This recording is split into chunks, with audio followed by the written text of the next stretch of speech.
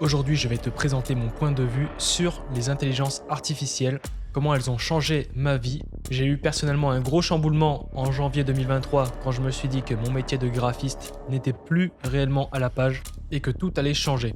Donc j'ai décidé clairement de me lancer à 100% sur les intelligences artificielles et les combiner avec l'automatisation. Tout simplement pour être dans l'air du temps et pour ne pas être à la ramasse et utiliser les derniers outils.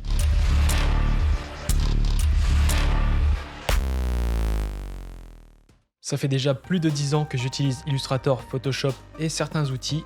Aujourd'hui, en 2023, les intelligences artificielles peuvent faire des choses incroyables qui nous prennent 3 à 4 fois plus de temps à faire sur les outils de graphisme. Je ne dis pas qu'ils sont totalement à bannir, mais ils sont totalement menacés à cause de ces outils-là. J'adore le graphisme, j'adore créer, j'adore modifier, j'adore m'inspirer, varier les couleurs, mais on peut pas se leurrer, dans 5 ans, les métiers vont totalement changer et je sais même pas si graphiste, cette dénomination existera encore, réellement. Je constate aussi que sur le marché, on a beaucoup moins de demandes. Encore une fois, on n'est qu'en mars 2023. On va dire que les intelligences artificielles sont arrivées principalement au tout début 2023.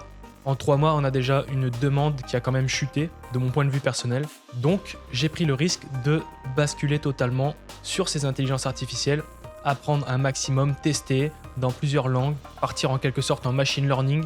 Tout ça, c'est des nouvelles choses aujourd'hui que je connaissais pas du tout, mais qui sont totalement passionnantes parce qu'on a des possibilités illimitées. Et encore une fois, oui, si je me concentrerai à fond uniquement à chercher des clients, j'en trouverai encore. Je sais très bien que dans un an, entre 1 an à 5 ans, tout va changer. Donc c'est pour ça que je dois avoir une longueur d'avance et je préfère prendre le risque maintenant de faire la transition.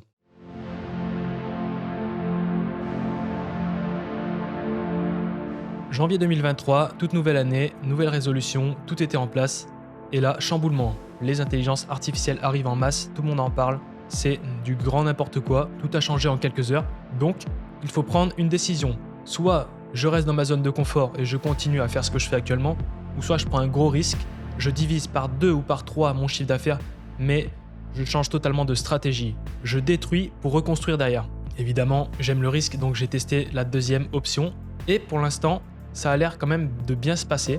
J'acquéris des nouvelles compétences un peu diverses grâce aux automatisations, aux intelligences artificielles, mais toujours au graphisme. C'est-à-dire que je fais toujours des réalisations de logos, de bannières, d'affiches, de flyers, de création de sites e-commerce, de référencement naturel SEO.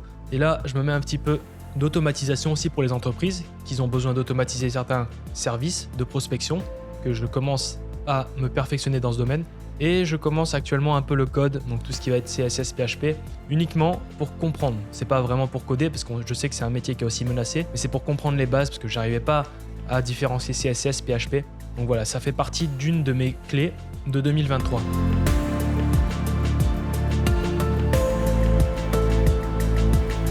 Je dis pas que ça a été facile, la transition a été hyper rapide. Le jour où j'ai vu toutes ces intelligences artificielles arriver, le lendemain j'avais déjà changé. C'était déjà clair et net dans ma tête, c'était déjà changé. Donc j'ai pas hésité une seule seconde. Je me suis dit, ok, tu sais faire ça, et tu vois qu'en quelques heures, certains cerveaux dans le monde ont préparé une formule, ça a totalement changé tout le monde entier. Donc je me suis dit, je vais pas directement tout miser sur une seule compétence, comme le graphisme ou peu importe ce que ça peut être. Je pense que ça peut peut-être aussi vous parler. Mais là, je vais faire un arsenal de guerre très polyvalent. Mais quand je dis polyvalent, c'est pas de savoir un petit peu faire ça, un petit peu faire ça, et être à 10% de chaque.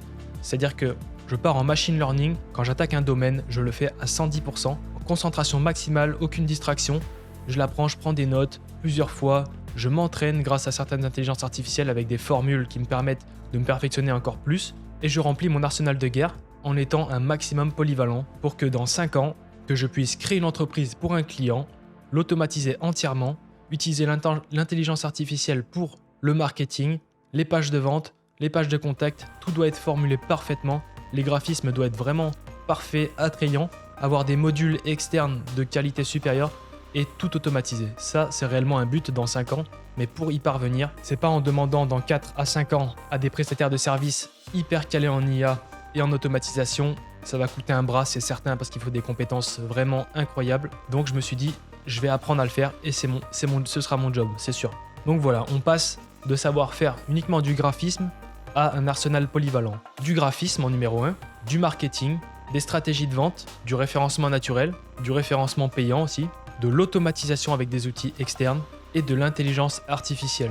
Avec des millions d'outils qui vont arriver sur le marché, on n'est que au début et quand on voit déjà actuellement ce que GPT-4 peut faire, c'est vraiment affolant parce que c'est que le début et je suis certain que si toi derrière cette caméra que tu me regardes actuellement, dans 5 ans tu regardes cette vidéo, tu te diras merde. Et si t'as rien fait, tu te diras j'aurais dû me bouger quand il fallait parce que vraiment, on va avoir la classe des très riches et on va avoir la classe des très pauvres. Encore une fois, on est d'accord que ça existe déjà, mais là elle va s'élargir mais d'une manière extrêmement puissante et c'est ce qu'on veut dans le futur, encore une fois, stratégie long terme. On n'est que en mars 2023, je vais pas te faire une vidéo où je vais te dire tiens grâce à cette vidéo tu vas gagner 10 ou 15 000 euros.